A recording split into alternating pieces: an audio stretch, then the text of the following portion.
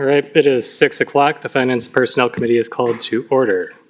We'll begin with the roll. Alder Bellinger. Here. Alder Close. Here. Alder Decker. Here. Alder Perella. Here. Mitchell is here. 5 out of 5. We have a quorum. Will you all please join me in the pledge? Pledge allegiance to the flag of the United States of America, and to the republic for which it stands, one nation, under God, indivisible, with liberty and justice for all.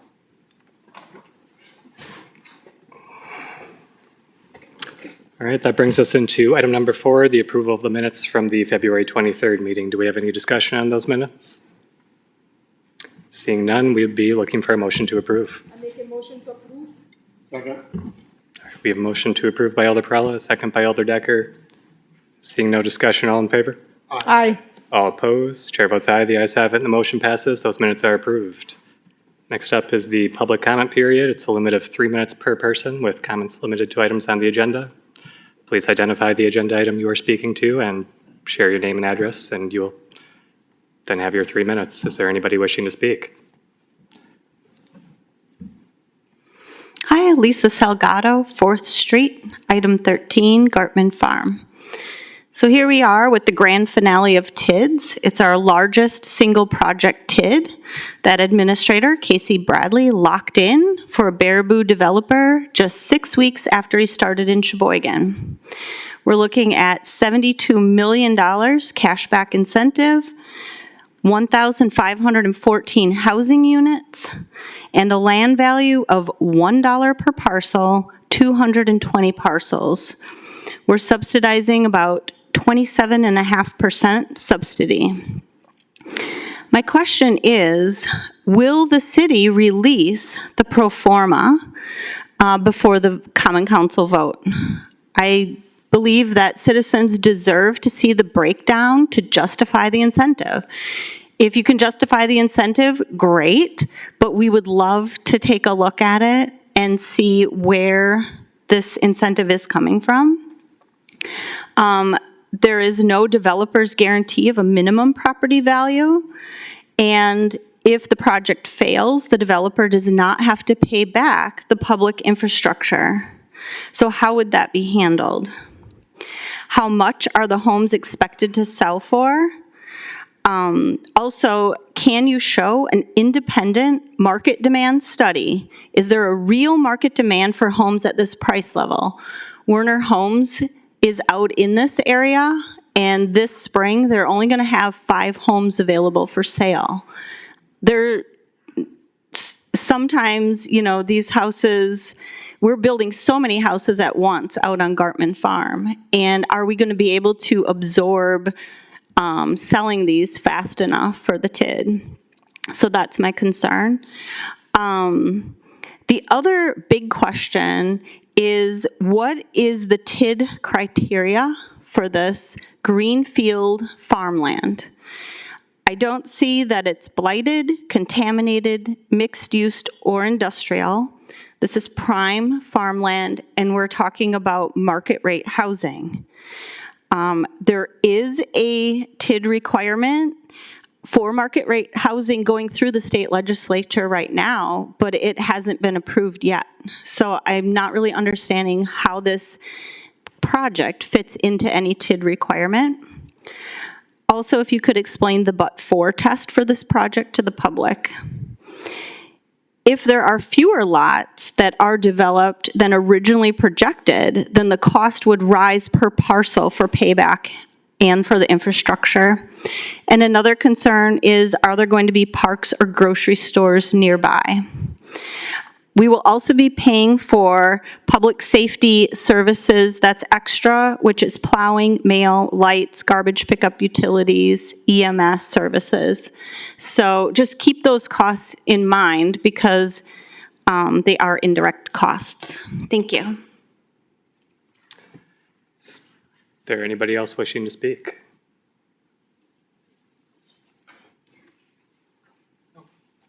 Brian, Mike, either of you? Hi, my name is Brian Kelly. I'll speak on the Gartman Farm TID as well.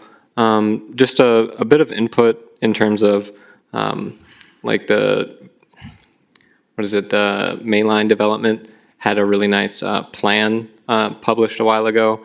I think it was the River Bend development plan. I think that was great in terms of showing what the vision is for the city and showing like why it's needed, and it was compiling all sorts of public input. I think something like that would really go a long way for something, this Gartman Farm project. As far as I could tell, I didn't see any plan of like, you know, here's what it is, why it's needed, sort of a visualization of what is going in there. I think that would go a long way in terms of getting public buy-in and like helping us understand as a citizen what is the need for this project. So just a bit of input. It's a little disappointing not to really know as a citizen what this project is going to look like.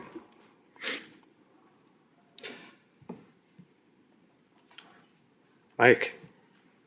All right, Mike Burnett, same thing, Gartman Farm thing.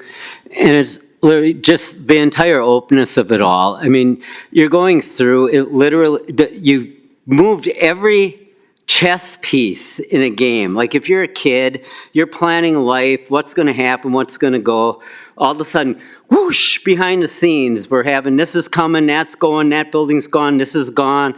All kinds of little BS has been done, and we all know it. I'm not going to get into that. This is so far gone. The time of talking about this was when we were stacking the deck and hiring a city administrator and stuff. A time when we were going through an election process and everybody's going, oh no, it's not the mayor. It's not the mayor, it's the city administrator. It's like, it doesn't matter who it is. It's the whole organ. If they're not being honest and open with people, and it's the same thing, you literally are paying $125,000 for Palantir's little brother, Zen City, so that you can monitor and try to temper your people to what feelings are. If you just open it up to the people, we're living here, it's impossible to know what's going on. I just found stuff that personally related to me and where I lived that's very major that's going on, and it'll be big news coming up. I'm not going to get into that right now.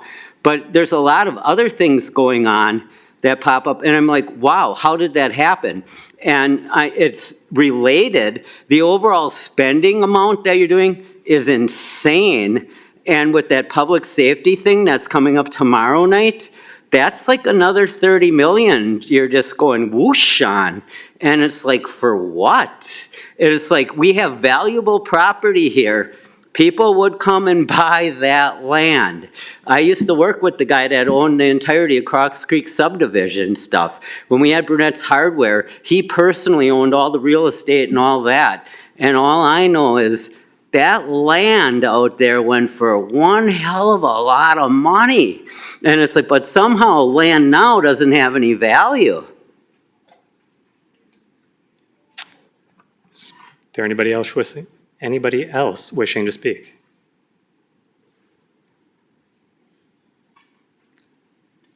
All right, if there's nobody else, then we will move from public comment into item number 6, which is resolution number 189 of 2526, adopting the City of Sheboygan Senior Services Travel Host and Companion Policy. Thank you. Happy to speak to this. Uptown Social has had a robust travel program for quite a while. And really what this policy is doing is not changing anything that we've been doing. It's just outlining how we have approached how staff and travel companions are selected and what's expected from them when they travel on behalf of Uptown Social, typically for longer bus trips, shorter day trips, or when we're working with a third-party vendor and a flight is involved.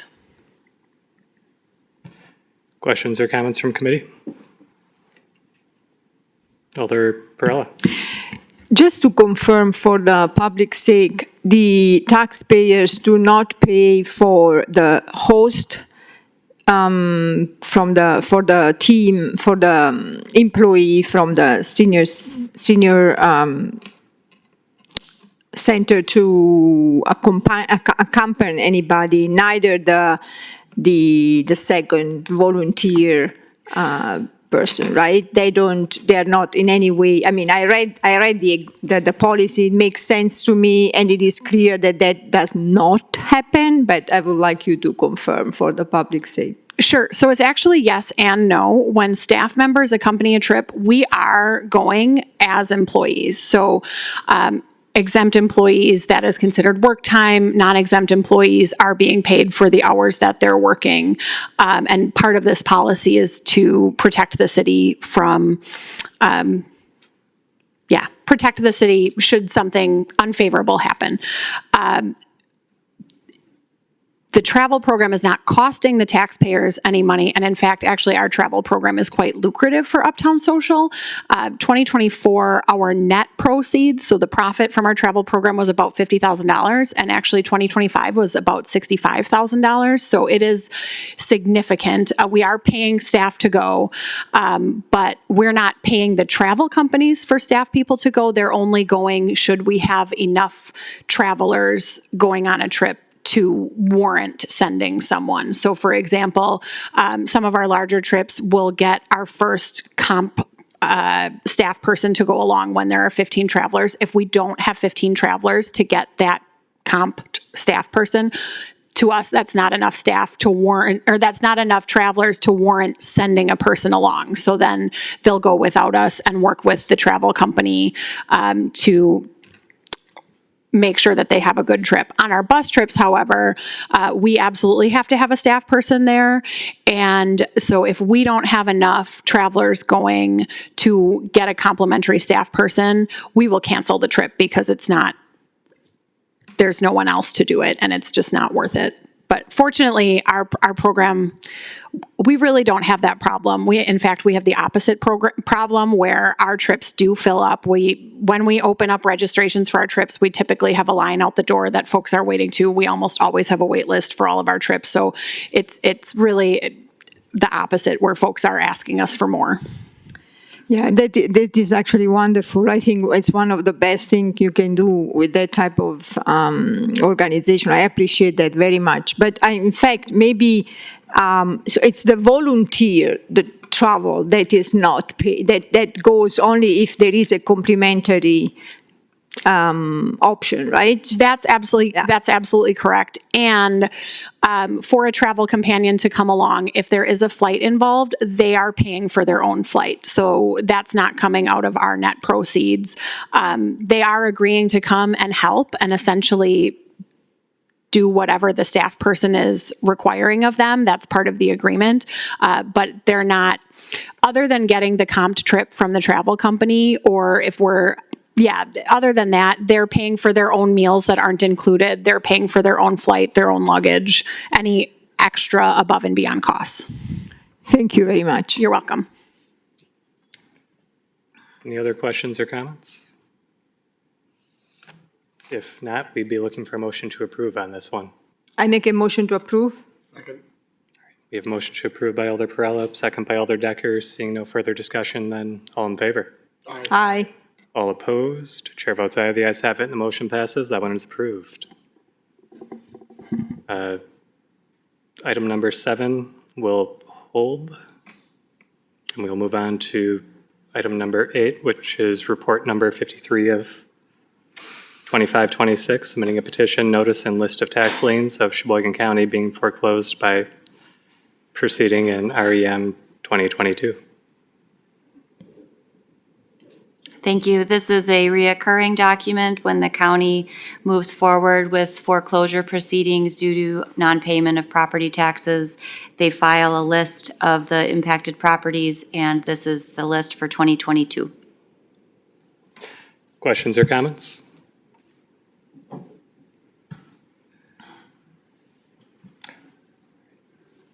Seeing none, because this is information, we'd be looking to accept and file this, correct?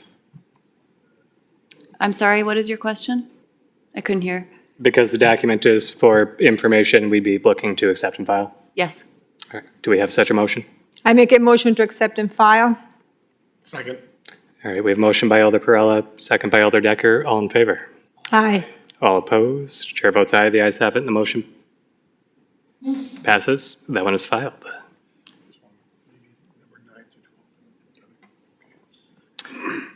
Barring objection from committee, we will take items number 9 and 12 together. Resolutions number 181, 182, 183, and 184 of 25-26, confirming the exercise of police power and making an assessment for the benefit of properties against which assessments are proposed for parking assessment district number 1, 2, 4, and 5. Are you sure that we do this every 2 months? Because I think I just said there is no District 3. Please don't ask. Thank you. So this is another reoccurring item. We have parking assessment districts where properties that are located within the district receive certain benefits such as maintenance to parking areas, landscaping services, et cetera. In order to participate in that assessment district and receive those benefits, there is an assessment that's added to those properties. So this is just the this year's assessment for districts 1, 2, 4, and 5. Thank you. And because I didn't pause, I will look around one more time when I just repeat barring objections. Okay. Seeing none from committee, then we'll take all 4 at the same time. Do we have any questions or comments? If not, we'd be looking for a motion to approve. I make a motion to approve. Second. We have a motion by Alder Perrella, a second by Alder Decker. All in favor? Aye. All opposed? Chair votes aye. The ayes have it, and the motion passes. Those 4 items are approved. Brings us down to item 13, resolution number 190 of 25-26, authorizing the appropriate city officials to enter into a tax incremental district development agreement with Timberwood Meadows LLC for property located between Menning Road and Stall Road, more particularly described as the parcel numbers listed on the agenda, and further authorizing the issuance of taxable tax increment project municipal revenue obligation. Hello, I am thrilled to talk about this development tonight for multiple reasons. The first one being we are in a housing shortage. There was recently a housing study done in 2023 that says that we need over 5,000 units. We hope that this project of 1,514 units by 2042 gets us there. Additionally, this is a multi-decade long project. I'm just going to walk through the timeline here to make sure that we acknowledge the work being done. In 2008, the Poth Farm was purchased, and that was purchased by, and I apologize if I say her last name wrong, Director Paulette and Enders. She had taken that first step there. Back in 2018, the Gartman Farm was then purchased by Director Pelishek. I also want to acknowledge that effort there. From 2018 to about 2023, 2024, SCEDC, Sheboygan County Economic Development Corporation, they then had marketed this property. Through all of their efforts, they have an annual developer summit, and that is exactly where the developer found this project and wanted to pursue this. This is a 5-phase development, finishing in 2042. I would also want to draw your attention to Exhibit B, and that really outlines the different phases, and it outlines the different housing units associated with that. Staff has been really, really intentional to make sure that this isn't just one blanket development, to make sure that we have duplexes, single-family homes, apartments, senior living is identified there. There also is a gas station, a daycare, to make sure that this development fits all people. So to tee that up, I do know that we have the developer with us tonight in case people have additional questions. Let me start with, did you guys have anything you wanted to add? Otherwise, we'll open for questions.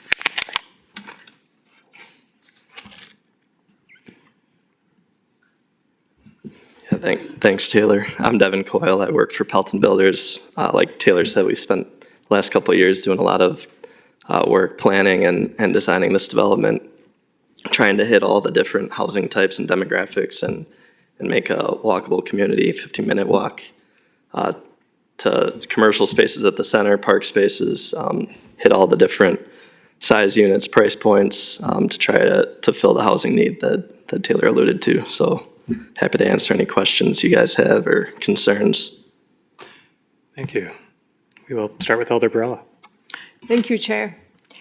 I don't know who wants to answer. If you can, that would be great. I have a few questions, but to start with, how many units will be, I couldn't find the function, if it is for rent or for sale. How many units will be potentially for sale and or for rent? I made an estimate, but I'm not sure.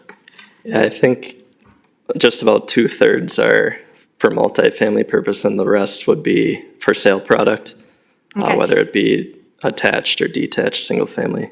So about 900. Maybe I think- 800, between 800 and 900 would be rental. I think it's a little bit north of 1,000. I didn't commit it to memory on the exact, More than, I'm so sorry, I missed. just over 1,000. Oh, okay, thank you. And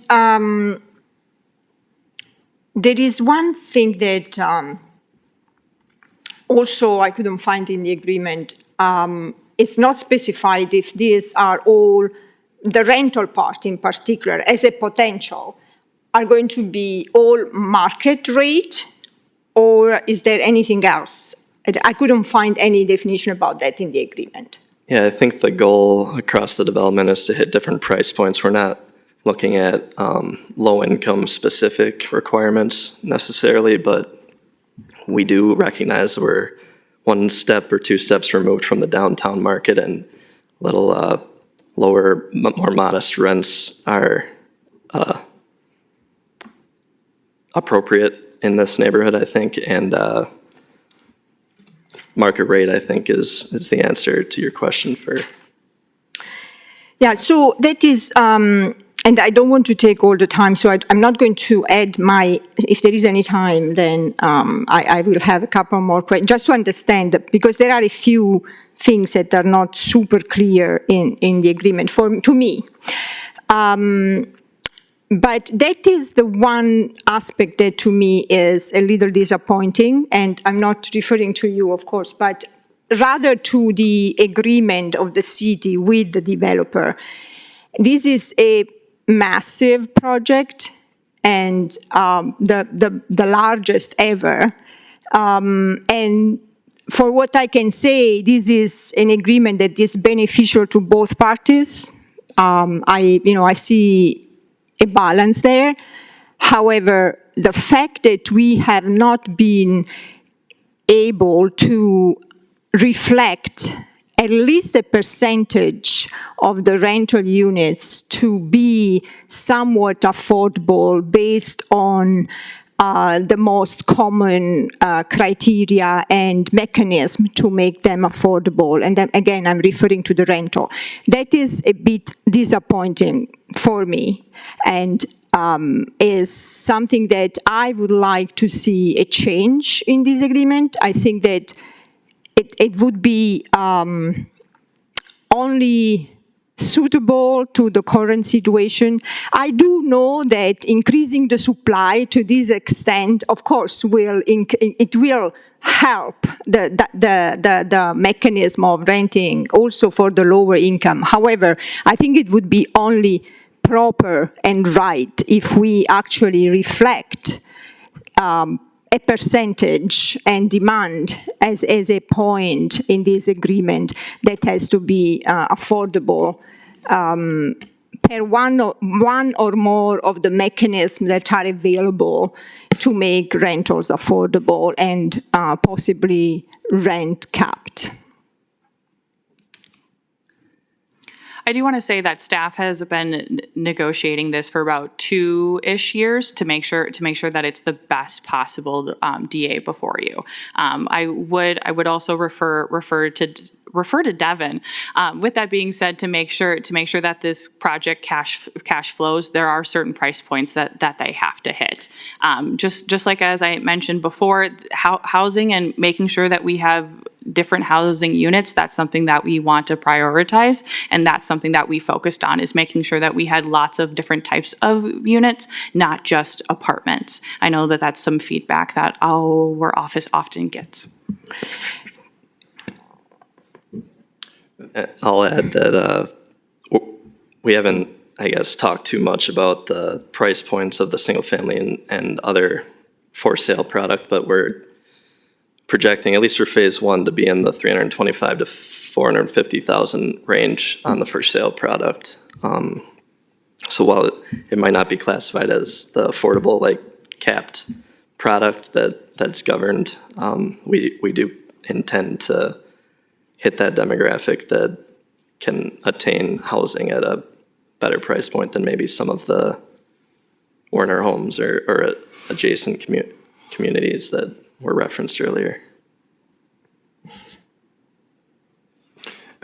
Just one thing to add, in addition to the rental properties, we anticipate that the bulk of the product will be around that rent cap rate that we're already setting. So that's why we didn't have that directly in there, because we anticipate the bulk of the available rentals will be around there. The other thing we're looking at is also we want to make sure that that housing product, the for sale product, is also something that's available to more of that median income as opposed to unattainable for a lot of our communities. So we're looking at utilizing our affordable housing fund to look at, do we do a down payment assistance program, things like that. And Director Zeinert and her staff have been working on that. So that'll be forthcoming as a part of this project as well, of trying to get folks, obviously having that housing stock available that doesn't exist in our market right now, and then having it available and then providing a program to help folks get into it. So it's not subsidized housing, but it's affordable housing. And we have to build that program out. We've got the fund established, we've got the policy established. The next step is actually establishing the fund with the policy and then having a developer that's building that type of housing stock that is accessible to that income level.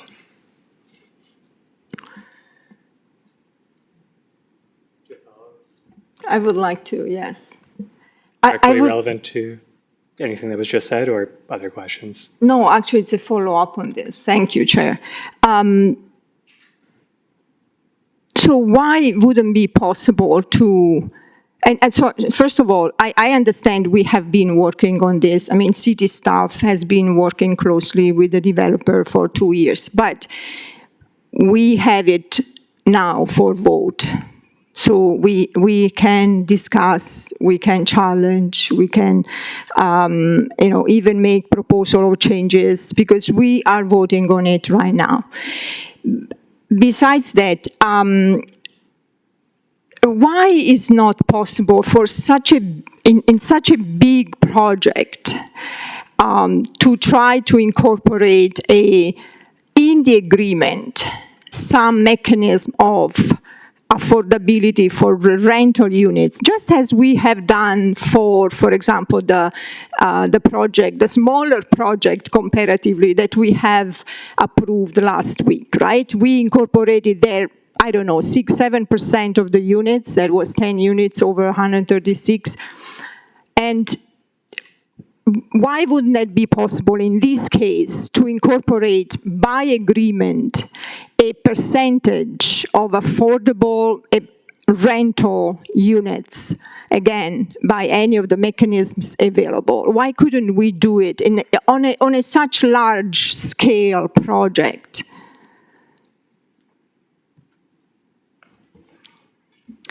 Alder Perella, if you'd like to suggest a change to the contract, you may make a motion to do that, and then that can be brought forward for council, and staff can go back to the drawing table with the developer if that's council's desire. Yeah, I would like that. So, but what I would like is to have a discussion on that option. So I can make an amendment. I don't know what is the type of amendment that I would like to have a discussion on that option. Yes, for the city staff, and to possibly renegotiate or have that discussion with the developer to incorporate a percentage of affordable mechanisms for at least for the rental units. Yeah, my recommendation, if that's the route committee would like to go, then I would say make a motion. I would suggest 20% of the rental affordability. You already have a policy that you adopted in 24 or 25? 24, we adopted the definition of affordable, so that would be the grounds by which we would negotiate, and we can work with the developer this week to make sure that that's something acceptable, and if it's not, then we would let you know on next Monday. Thank you.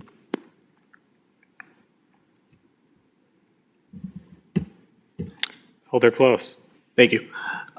So just to piggyback on that as well, again, the scale of the number of units that are present in this, I do worry about creating an exurb in the city in which we see a gentrified neighborhood where only people who can afford to live in this type of area are able to go. I do believe that the design of this area is ideal. I think this is exactly what most neighborhoods should aspire to want to look like with the mix of different types of units. My only caveat being is, like what Alder Perella had brought up, the affordability for a certain percentage. We want to make sure that the working class folks of Sheboygan can occupy a portion of this estate. And since it is such a large development, we want to make sure that a certain percentage of.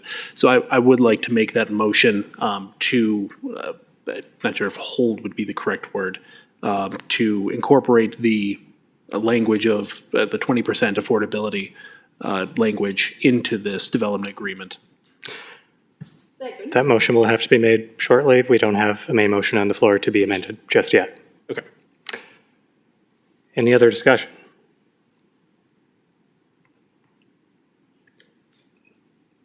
Any other questions?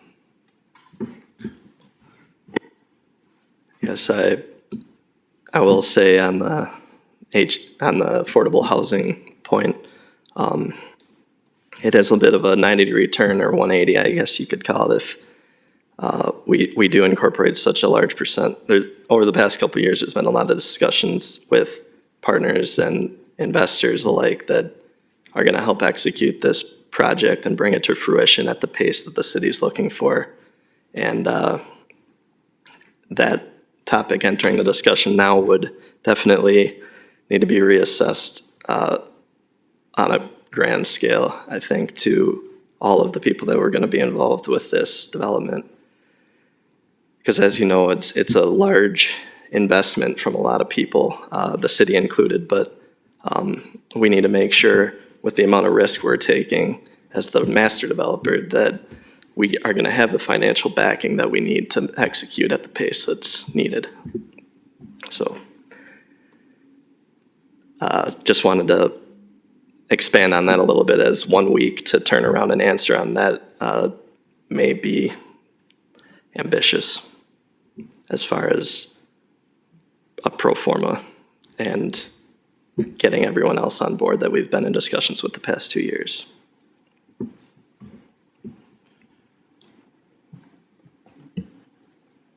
Alder Bellinger. Thank you, Chair. I was just going to ask Devin, the likelihood of this being palatable at this point in time for him to undertake this, and you kind of have answered the question as far as it is a significant investment for you and for your investors, and I can see the hoops that would have to jump through to be able to do something like this, and the reluctance that would be involved with some investors as well to that. So that was just going to be my point, or my question. So thank you. Thank you. Alder Perella. Yes, the other major aspect I wanted to possibly have some feedback on is, with such a huge project, it's always on the outskirts, obviously it's in the city, but it's the risk that is, my fear is that, this would become, that we create rather a sprawling situation rather than community. Right, and I'm sure that this is in the mind of many people, and I'm sure you have thought of that too, right? What is that And I saw a few things in the agreement that would comfort this fear in a way or subside this fear. But what can you speak to about the effort to prevent creating rather a sprawl than a community, a real neighborhood, right? So what is that you are thinking in your vision for this project? Can you elaborate on what you mean by sprawl, I guess? So what is, for example, what I would like to avoid is that this becomes more like a dormitory type of situation where we are not able to create a real neighborhood for the city, but it's not going to be a community type of neighborhood. And so what are the elements that are incorporated in the project that will help with that, preventing that? I'm still not sure if I understand the question entirely. I can try to address that. So essentially, the way this project was marketed, and the desire for the city was to create a kind of a self-contained neighborhood down in that area, given its remoteness from like downtown or major shopping areas throughout the city. There's a lot of concerns. As we're doing these projects, we're trying to strive for the 10-minute community standard, so any home is within 10 minutes of green space. So that has been incorporated into the preliminary design. Complete streets is another standard that we wanted this design to. So this preliminary design incorporates kind of the basics of complete streets, and then obviously walkability, livability are all going to be designed. This is a preliminary. We've got a number of iterations that it has to go through DPW, through the Plan Commission before anything comes to fruition. But as a part of this, when we're talking with different developers and with Pelton, and I know Pelton's spoke with a variety of different developers on the potential build out of this. We did not want one product type. We wanted to make sure that there is a variety of product types that hit different affordability levels throughout the project. And then we also maintained, you'll see at one of the intersections, there's the 4 red buildings that kind of come together. Actually, it's at 2 different intersections. But one of them we've mandated that they have to put commercial in. We want to make sure that there's a food source, because obviously being this far away from the downtown or any of the food providers, yes, we will have bus access throughout the development that is contiguous to the rest of the city, but we also want folks to be able to walk over and get food and have access to food. So we're making sure that was incorporated in there. We have a gas station that's built in there. I believe there's 1 or 2 senior housing projects that are built into this, and daycare that is built into this. So the desire is to kind of create a ready-made neighborhood, as you've termed it, for that area right from the beginning. Does that answer your question? Yes, in part, yes. Thank you. Thank you. Alder Decker. Yes, I just wanted to kind of add into kind of answering Alder Perella's question a little bit too. As I recall, when we were first going through this, one of the things that we were looking at, is going to be like possibly a small restaurant or something like that in this area. We're talking about gas stations, daycares, things like that. So this isn't just a housing development. This is almost like a community within the community. And I think this will actually kind of drive away from I think some of the other developments that are around here that are more of a sprawl. This is, I think, more just looking at the design. It's less of that. It's actually more of a community. And I just by looking at the design, I see more of a community in this.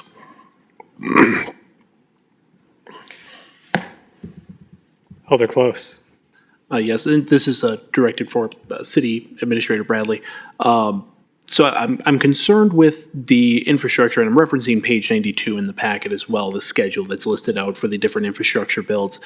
I'm concerned about creating another space, kind of like the commercial area on the south side, where all the infrastructure is built out, but we don't have any development going forward.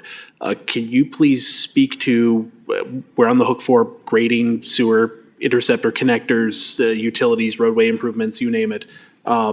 What happens if a future phase is stalled or paused, or the developer pulls out at that point in time? Do we continue with the infrastructure build-out as listed in this schedule, or do we halt progress and wait for a developer to come forward so that we can have the infrastructure ready as needed, as opposed to having it all there waiting for a developer? Yes, very good question. So the schedule was built out, the engineering department put together their anticipated schedule of public infrastructure, and then we broke that down. I believe we used a 5% cost of debt. So we projected out what we anticipated would be any costs that would be incurred by the city that the city would have to cover.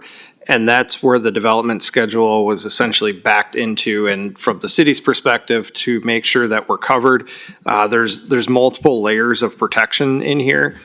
First layer being land transfer, right?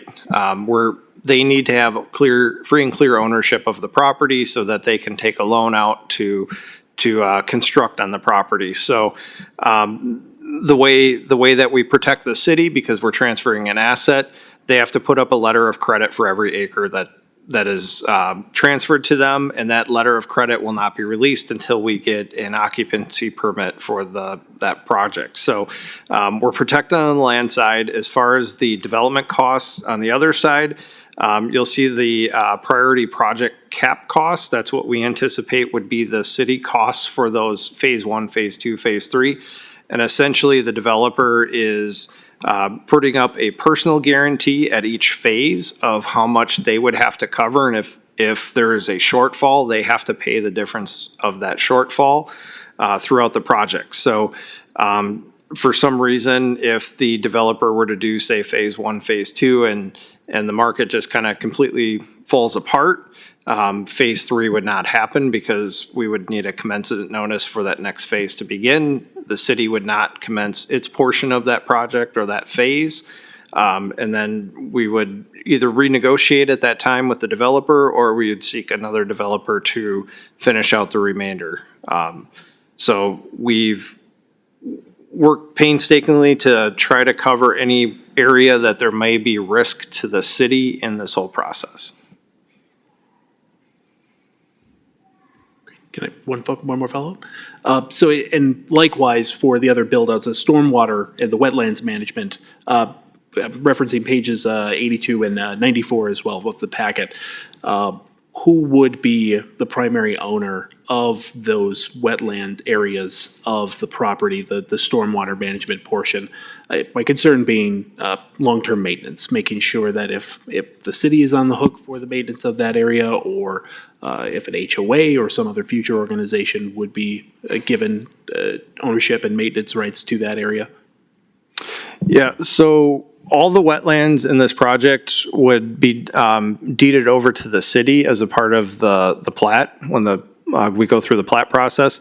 We want to maintain that, because if we start having housing subdivisions that are having issues of either not properly managing their water, it's going to affect other subdivisions throughout the city. Obviously, this is a relatively wet area. We don't want to see wetland issues going from the city into the town, or we've got a golf course that is right there. So we want to make sure that it's all properly managed. It's a very similar relationship that we have with Stonebrook and the development agreement that exists with that subdivision, where that developer is, as he builds out, then he transfers ownership over to the city. This is a little different. I think experience what we've seen in that versus we take ownership from the beginning.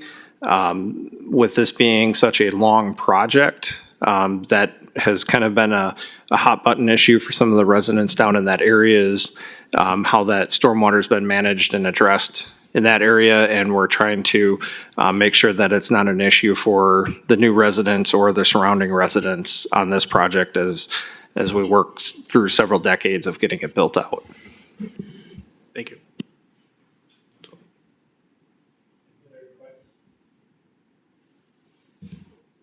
That would help. Any other questions or comments?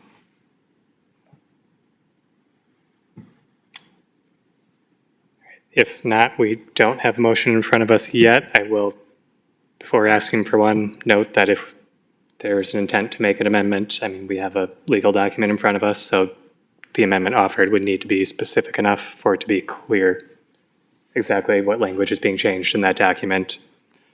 If you're not prepared to offer that at that time and still would like to pursue something similar, I would suggest making the motion to approve and asking that staff has conversations to the extent and end that you're interested in. Want to get that out ahead of time because we have to put the motion to approve on the floor before amendments can start. If there is no further discussion, we would be looking for a motion at this time. Yep, I make a motion to approve. Second. All right, we have a motion to approve by Alder Perrella, second by Alder Decker. Any further discussion? Alder Bellinger. Just to clarify, the motion to approve is the motion to approve, it's not the amendment. Right now, we just have a motion to approve. Okay, thank you. Alder Close. I apologize for my lack of procedural knowledge. Do I offer the amendment at this time? Now would be the time if you have an amendment, yes. I'd like to move to amend the motion to, with the addition of binding affordability language for 20% affordability for the development agreement. Second. Can you read to me what the entire motion would read after being amended? I move to approve with the amendment to add binding affordability language for 20% affordability for the development agreement.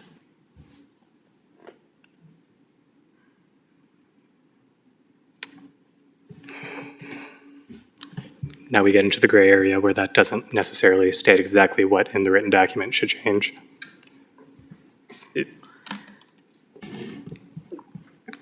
You could amend the motion itself without trying to amend the document, requesting that staff has those conversations. I think that would be clear.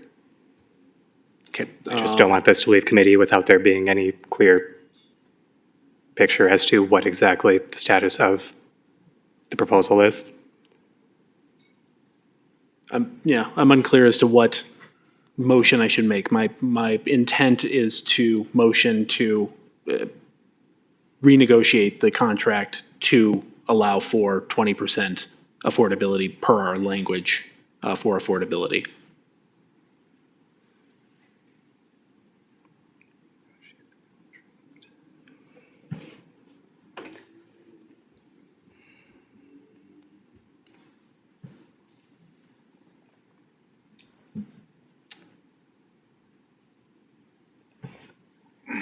I guess let me pose this question.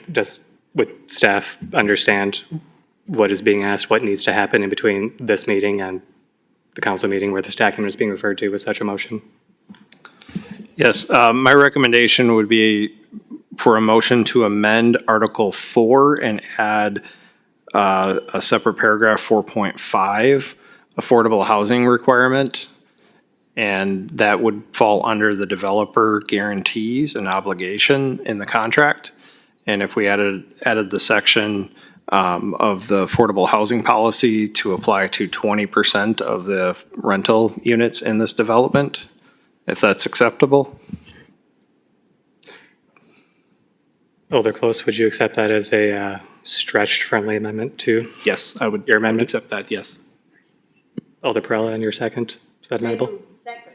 All right, so we have a motion to amend in front of us now. Conversation will be limited to that amendment itself. And the next vote that we take will be only on the amendment, not the main question as to whether or not we send this to council with the recommendation to approve. Going to take these in order. Alder Decker. Okay, I have a couple of questions on this 20%. Where does it exactly, is this just on the apartment buildings? Is this going to be just, I mean, because there's duplexes in this, there's, are they included as part of this? Or are we, I'm just trying to make this so that it makes a, that it fits into this, so that we're giving this gentleman the parameters that he needs to have for this, that they're looking for. I have a couple of questions beyond that, but first let's get that, I guess, that part of it, Seth. Ideally, this would apply to all rental units, so we wouldn't want all 20% in one building. We wouldn't want ideally, for the best for the neighborhood and for everyone involved, I think spreading it through the development would be ideal. So we'll work with Pelton Builders on trying to identify what that might look like, and hopefully have a more definitive answer for next Monday's meeting if the amendment passes. I guess, follow-up quick question. I guess more where I come out of it a little bit is the, on a duplex. I mean, you're looking like an owner occupied, duplex where you'd have a side by side. They're gonna own it, they're gonna rent it. Someone like that is not going to be able to, take on something, an affordable component. So that I think you have to kind of watch ourselves on something like that. We want to be able to make those affordable for homeowners also. I believe the intent of the developer is that they will own and operate all of the apartment for rent or for rent products, not necessarily just apartments. Is that correct? We historically retain ownership of the multifamily we develop, but as I mentioned earlier, we'll likely engage additional partners to build out the development at the pace that we're striving for, and so it may not all land on our ownership, but I think it would be tied to the whatever requirements are negotiated.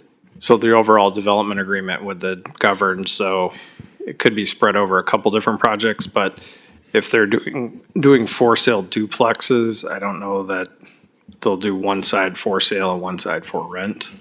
Right. Our intention is for all of the attached single-family housing, like duplexes and fourplexes alike, are going to be for sale product, not rental product. Okay. I just don't want to.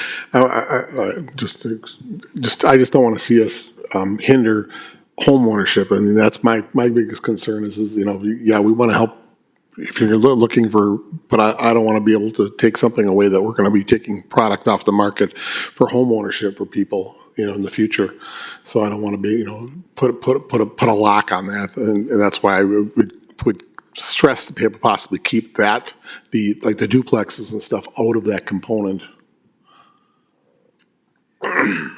There is, from my awareness of how rent capped product is governed, I think by having some of that in every asset, every multifamily asset, adds complexity to each of those assets as far as reporting on such requirements. And so I guess an initial hesitation is that any partner that comes along and is going to be required to do that, it's going to make it more difficult to find partners that are willing to engage in that type of product. So there's certainly a risk assessment to be done on our end, as the willingness of other money to be attracted to this development may be harder to come by if every multifamily asset had to be in some capacity governed by rent caps. So I guess I need to understand what definition of affordable we're looking for. Is it HUD explicitly? Is it workforce housing as defined by the state? I know many of our rents and sale prices for homes fall below the 30% affordability threshold that is deemed affordable for housing expenses. So I just want to be clear on that, because there's different definitions that mean very different things for different investors, developers. Staff can correct me if I'm wrong, but I believe the 30% HUD standard was within that policy that was adopted within the city as far as defining affordability. And I see there's multiple staff members that tried to buzz in before I started talking, so I will go ahead and let them confirm that. Yeah, absolutely. The city's affordable housing policy is found on our website. It goes off of the county's median income, and that's something that staff can talk to Pelton about when we talk to them about this next step, assuming that this amendment passes. Thank you. Alder Perella.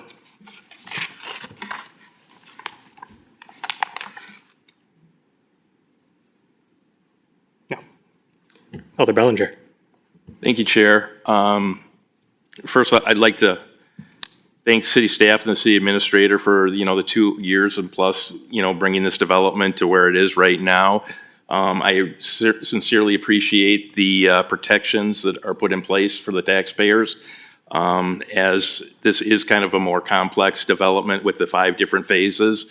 But I guess what I'm hearing, Devin, is that there may be some reluctance from some investors if this amendment were to pass and put the whole project in jeopardy. Is that a true statement?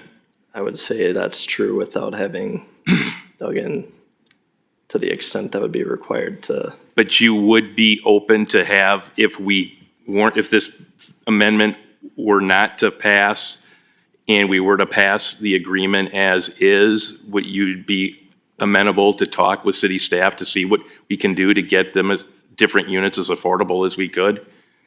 Yeah, I think if I understand the question, I mean, I don't want to put this in jeopardy.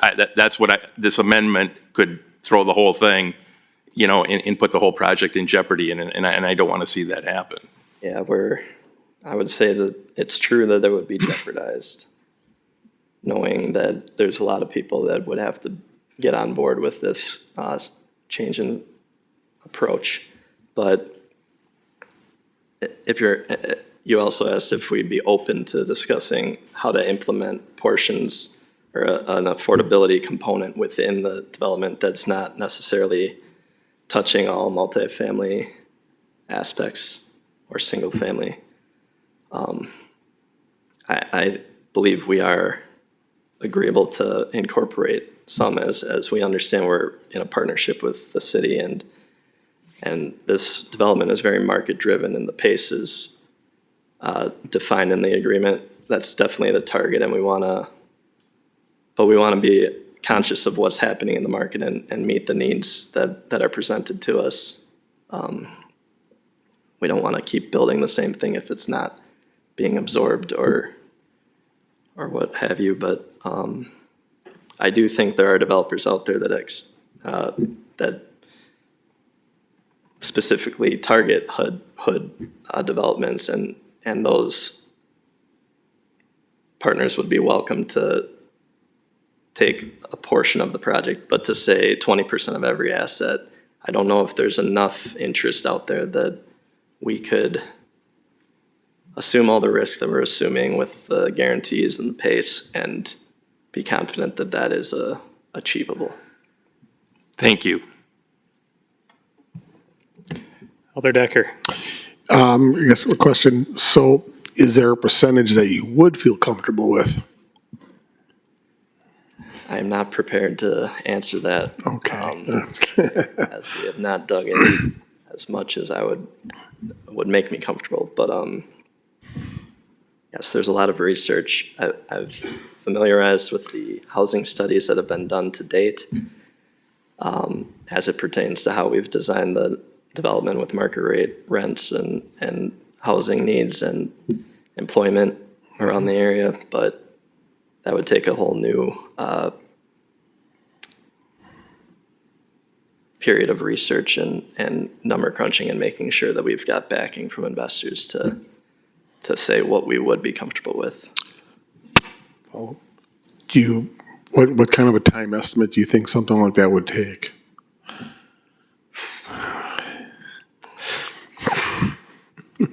It's a tough one to answer as well. We can certainly reach out to the people we've had discussions with already within the next month or two and gauge their temperature on such a request. If they were not receptive of it, we'd be back to the drawing board and having to find new backing, new partners, and rethink the pace of the development and what it means for that.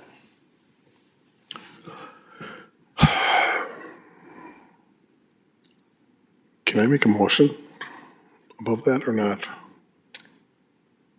There can be a motion to amend the amendment as long as it is germane to the original intent of the amendment.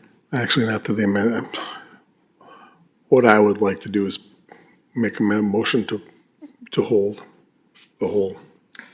Can I do that or not? Not at this point, because we have a main motion to approve in front of us. Oh, okay.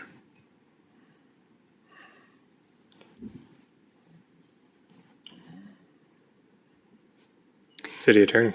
Alder Mitchell's assessment is correct. We would need to take action on the motion to amend, and then we could discuss a motion to hold.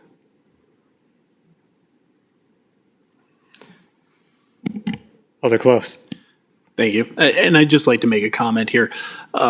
So regarding the affordability aspect of this, I want to keep this rooted in the housing studies that we had earlier, where it was found that who we needed to house were specifically a lot of the working class folks who would be working at the local manufacturers. I worry that not having a large percentage of this affordable, as we've defined it in the city, would block out those folks. So I worry that we might build something, and if it were market rate, it could be vacant if we don't have enough folks who are willing to buy at that price point. And again, I want to root this in our housing study, which found that we needed to have housing primarily to house the manufacturing workers in our area, and they would often need to be able to be in that HUD-defined affordability price point, simply because the wages wouldn't be able to get up to the 325, 425 price point that you stated earlier for, I think that was referring to the single-family units, if I'm, yeah. So I want to make sure that we're rooting, my meaning is to make sure that we're not going into a development agreement outside of what the development agreement is the problem that we're looking to solve. And I agree that this looks on paper that like the ideal community. It really is a beautiful design and incorporates all the different aspects of urban design as I know it. However, if it's not affordable and it's not in that definitional frame of affordability, I'm worried about leaving out a large percentage of our population because we are still a very manufacturing-heavy economy here in Sheboygan. I think it's about 36 to 40% of folks in Sheboygan rely on manufacturing incomes. We want to be able to have a space for them in this type of development. But that's all. That's my comment. Yeah, I think what we're trying to fill with this development is kind of a missing middle housing.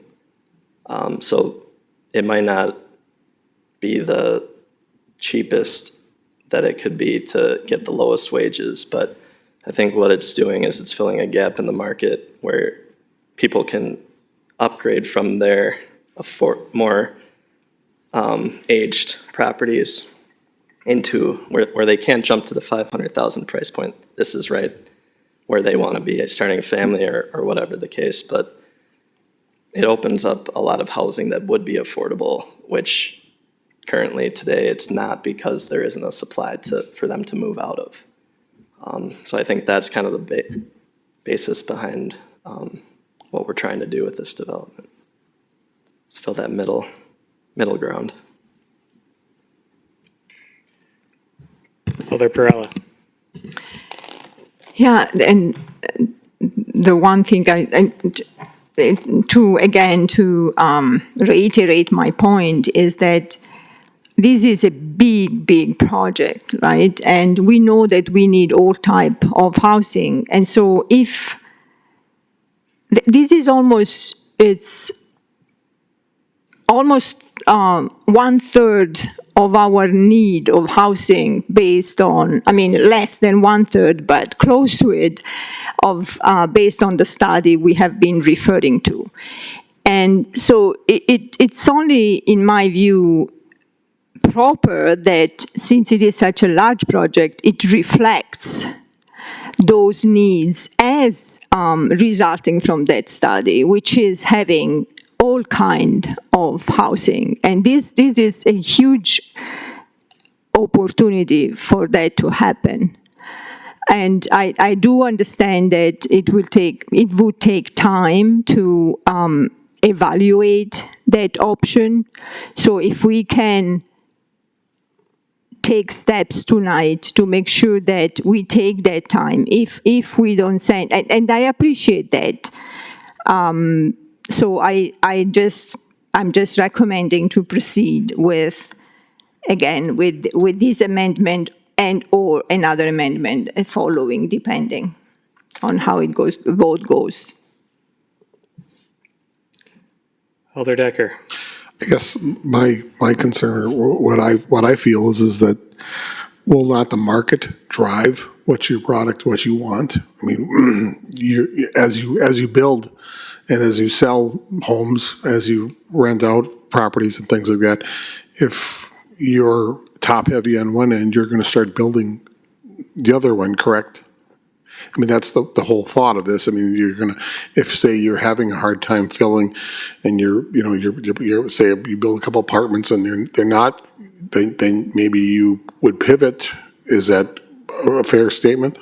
There is definitely uncertainty. No one can guarantee that what we've designed today is going to be the need in 10 years for the future phases. So I think inevitably we can agree that there should be some market assessment as we progress, and we would like to see that constant feedback loop be recognized, and the city would recognize it and try to pivot as needed as well. We don't, as the developer, also don't want to be cornered into what we've master planned on day one when, the market is ever changing and the needs are ever changing. Yeah. Thank you.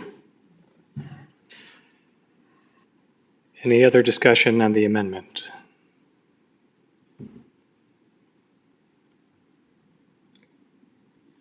If not, and a reminder, this is only a vote on the amendment, not the actual resolution as amended. Ask everybody in favor of the amendment to indicate by saying aye. Aye. All opposed? Chair votes no, the amendment has failed. We're back to the main motion to approve the resolution. Any further discussion on the resolution itself?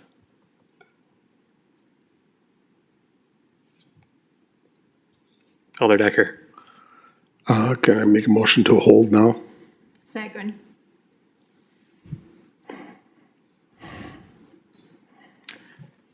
That was not my understanding, since we already have a motion to approve in front of us, but if the city attorney is amenable to that, I am fine to use my privilege as chair and accept it. So I guess you have a main motion on the floor to approve the resolution as it's currently written. And the question is whether you can substitute that with a motion to hold this for an indeterminate period of time.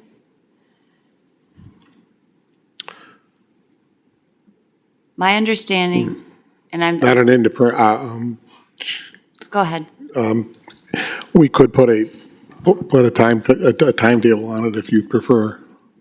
So, and I'm sorry, I was not thinking through Robert's rules, but I can double check real quick. If you just give me a moment, I can double check that Well- you can make a motion to hold while the main motion is still pending.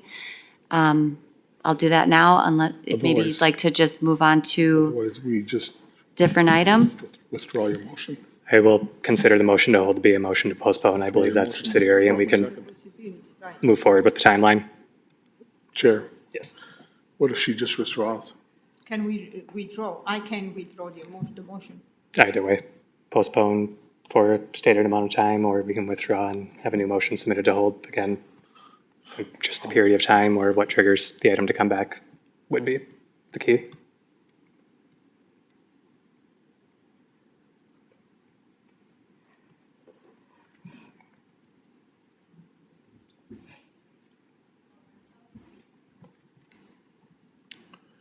Thank you. So you can make a motion to table an item while the main motion is pending.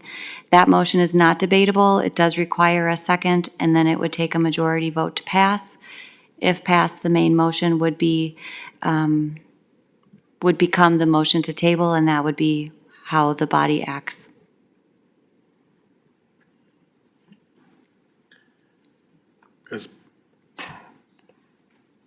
Can I make a statement as part of the motion, or? Not debatable, so it Okay. would just have to be the motion.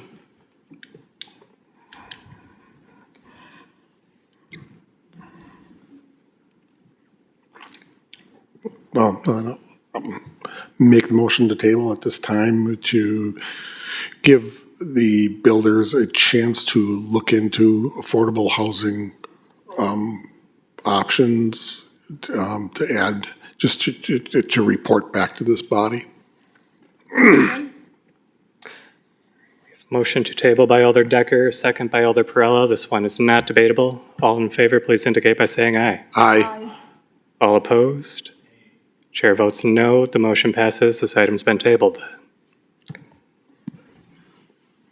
And with that, we will move on to item 14, resolution number 192 of 2526, authorizing the appropriate city officials to execute a memorandum of understanding with Cuddle Motorsports LLC, IHRA, regarding the terms and understanding between the parties with regard to the 2026 and 2027 Midwest Racing Challenge. Thank you. The city has a history of partnering with P1 Motorsports for the summer boat race event. P1 was purchased by Cuddle Motorsports LLC, doing business as the International Hot Rod Association, or IHRA. We've therefore present to you this evening a memorandum of understanding for this year's boat racing event with IHRA, and we would seek approval. Any discussion? Alder Perrella. So first of all, I think this is a fantastic event. I'm glad that they want to come back to Sheboygan, and I know how beneficial this is to the city. I would like to know, though, and if that information is not available now, it is fine. We can receive it at Common Council. What is the estimated cost of this event to the city, all included? And again, I don't need to have that number right now, but I would like to have an idea of what that cost is to host from the city administration's perspective.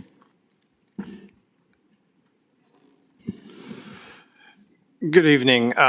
So on this one, there's a couple different layers to that. We do get a grant from Visit Sheboygan that covers all of law enforcement's overtime as part of their contribution to assisting with this. So I believe that's about $55,000 with all the agencies involved.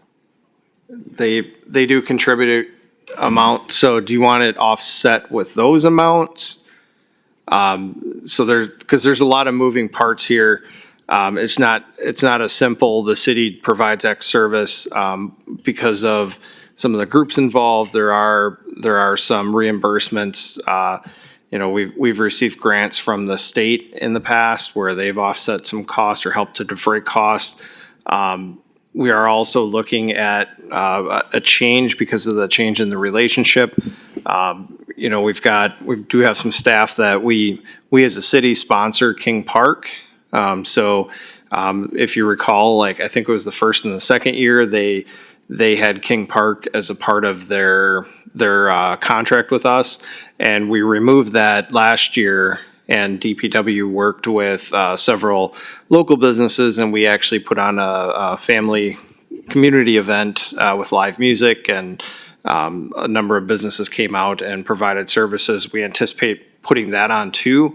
So do you want that included, or do you want it just primarily focused on the event itself?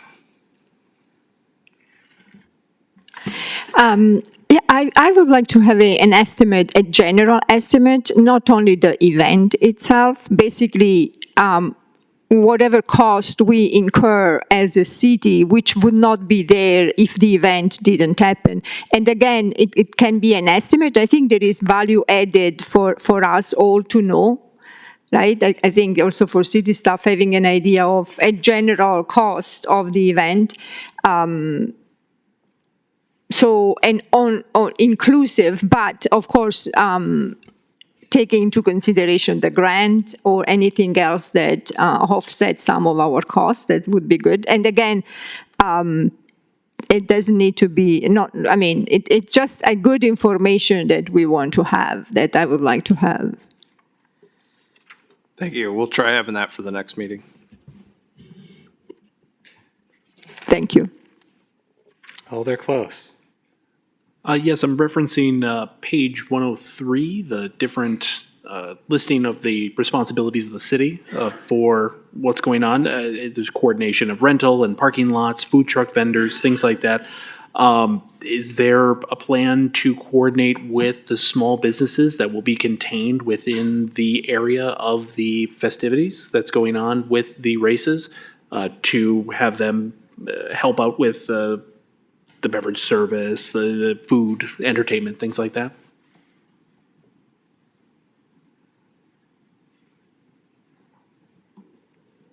So as with all of our larger events, we do try to partner with our local business community. We are having conversations with various entities within the city, finding ways that they can contribute and benefit from the event, from the lead up to it and the event itself. Would that be through the BID or just business to business, coordinated through the city itself? Nothing is off limits. Okay. Thank you. Yeah, each year we try to expand the involvement. I know, like last year was kind of a tougher year, I think, for the racers. Just with the weather, they weren't able to get out on the water too much. But I think overall, many of the local businesses did very well. The racers found their way to a lot of our local bars and things like that, and we had really good feedback on that. We do try to coordinate with BID, with the chamber. We did a lot of work last year with the chamber, specifically on traffic flow down on the Blue Harbor area, so we worked with them extensively. And I know, like I said, a number of local businesses came down to King Park. Three Sheeps obviously sponsored the music and some of the activities down there, but we saw like Miesfeld's and other local businesses that came down and set up areas for folks to participate. So yes, we have a variety of different things we're doing, and it sounds like IHRA is looking at even more of a partnership, so they should be reaching out more extensively to local businesses as well. Any other discussion? Elder Perella. Yeah, I just wanted to add that actually I was very pleased to see that again, King Park area will be activated. I loved to see that last year. I know that the weather was not super cooperative at one point, but I really appreciate that that we do that again. It's fabulous to have that area activated for such a beautiful event.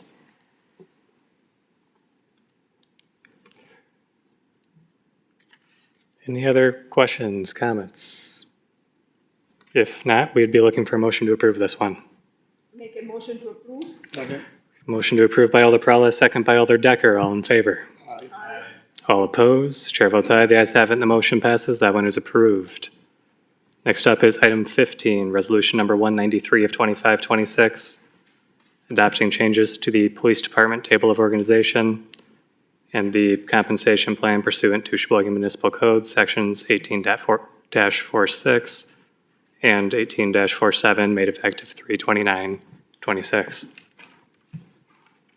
Chief? Thank you. Someone stole my usual spot.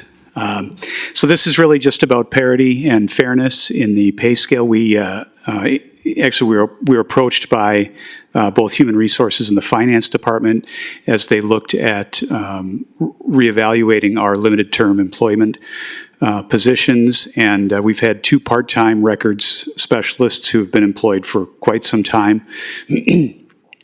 We felt it was fairest to treat them like others that are doing the same kind of work that they are, and so this that we feel like addresses that. Any questions or comments? If not, we'd be looking for a motion to approve on this one. I make a motion to approve. We have motion to approve by Alder Perrella, second by Alder Decker. All in favor? Aye. All opposed? Chair votes aye. The ayes have it, and the motion passes. That one is approved as well. Next up is item 16, resolution number 195 of 2526, authorizing the appropriate city officials to sign the January 1, 2026 through December 31st, 2028 contract between the City of Sheboygan and Amalgamated Transit Union, Local 998.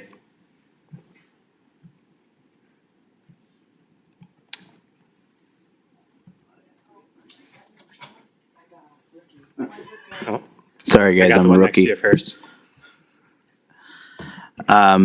The city and the Amalgamated Transit Union recently reached a tentative agreement for calendar years 2026 through 2028. It is a very short tentative agreement. I guess I probably don't have to go through each item. The keynote is obviously the base rates for each year. So set to do 2.75% across the board each year, with an additional 0.5% for our paratransit drivers, and then also a boost in 2026 to our paratransit drivers, going up to the new base rate of $20.06 per hour. It is a 3-year, like I said, a 3-year agreement. There's a bump for longevity for 20-year employees. And then there's also a change incorporating artificial intelligence with relation to disciplinary action. This item additionally will be taken up by Transit Commission tomorrow evening for approval as well. So I will entertain any questions, or Attorney Majerus also can answer any questions you have. Questions or comments from committee? Alder Perrella?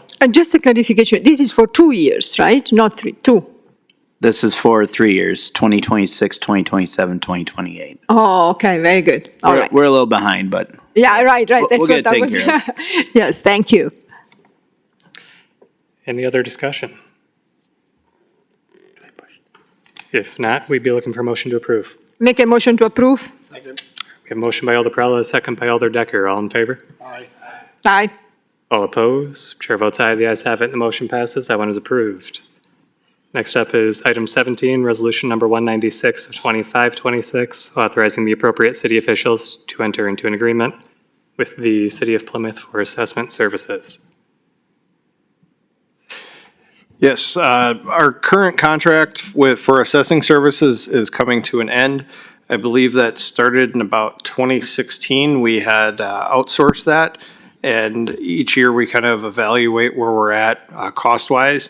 And looking at that, bringing it in-house would be more cost-effective in our analysis. And we've reached out to some other local communities.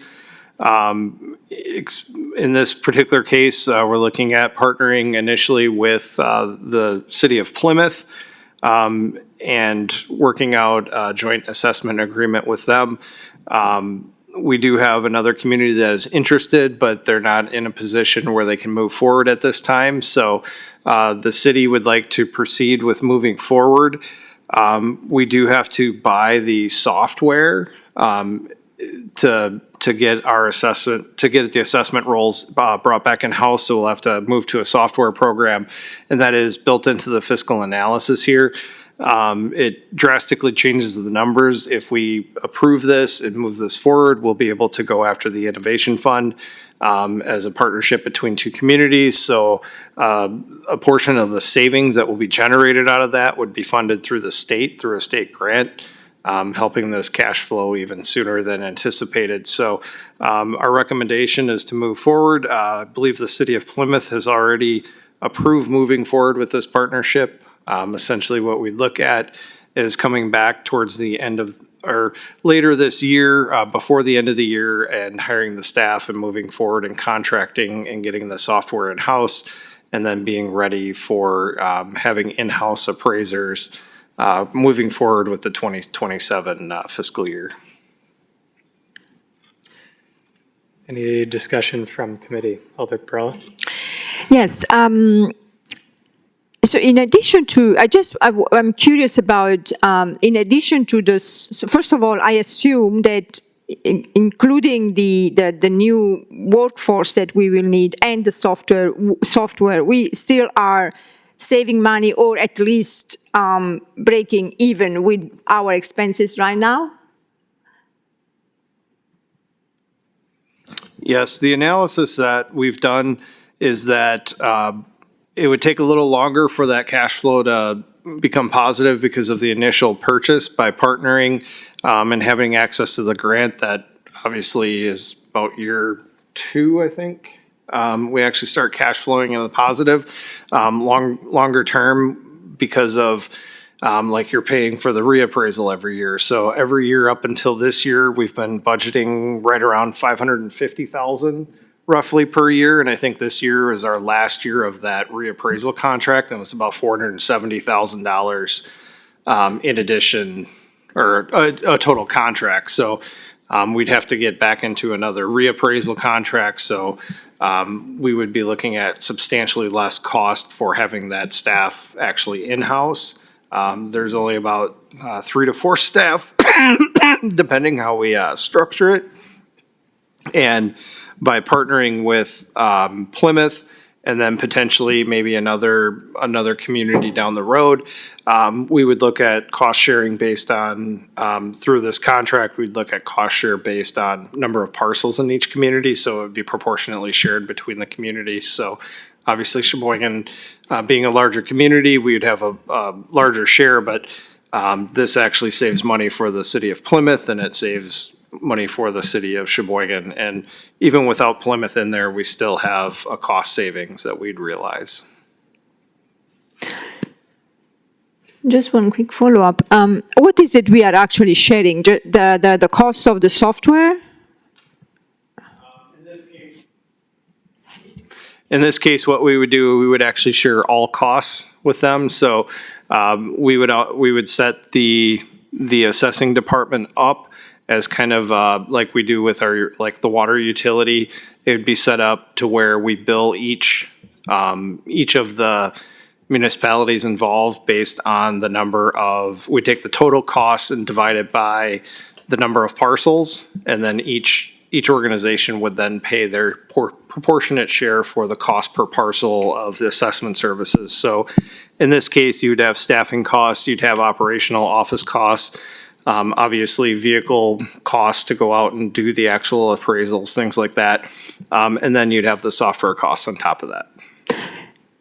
Will for example, just for me to understand, so will Plymouth have their own staff as well working on that or not?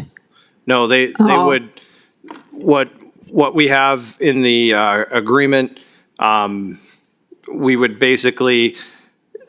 have staff from the city of Sheboygan would go over, and like right now, Plymouth has a contract with another contractor, and essentially they only have very limited times where in discussion in this, accessibility for their residents to have to assessor staff, even if it's, in talking with them, they said even if the residents could come over to Sheboygan and meet with somebody, it'd be a lot different than what the service level that they have now, where there's always somebody in the community, very infrequent. And we've discussed, there might be a potential where we could just send staff over there to work, and set up our network over there so that they would have access to the software over there. So, if we've got 3 to 4 staff, we could have office hours in the city of Plymouth for those folks, and then still, far exceeding what we have available for